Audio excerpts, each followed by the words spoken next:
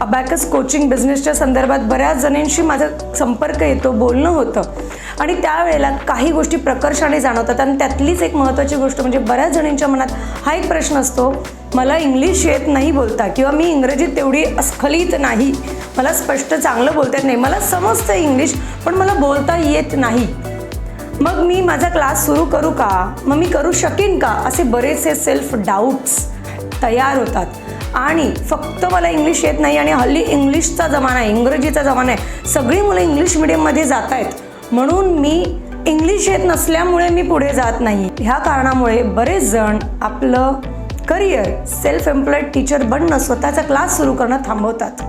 असं जर तुमच्या बाबतीत होत असेल, ही भाषा फक्त मला येत नाही आहे म्हणून मी काहीच करत नाही आहे, तर मी तुम्हाला म्हणेन तुम्ही सुरू करावं, तुम्ही तुमचं काम सुरू करावं.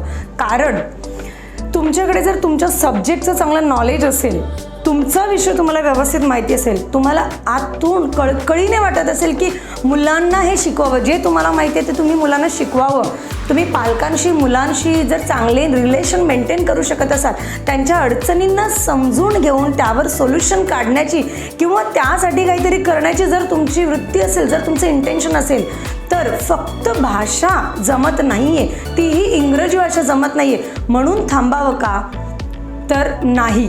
कारण जर तुमच्याकडे 5 मधले जर 4 स्किल्स आहेत आणि फक्त एक स्किल नाही आहे, तर हे स्किल तुम्ही सायमल्टेनियसली बिल्ड करत राहिलं पाहिजे, हे स्किल तुम्ही तुमच्यामध्ये आत्मसात केलं पाहिजे.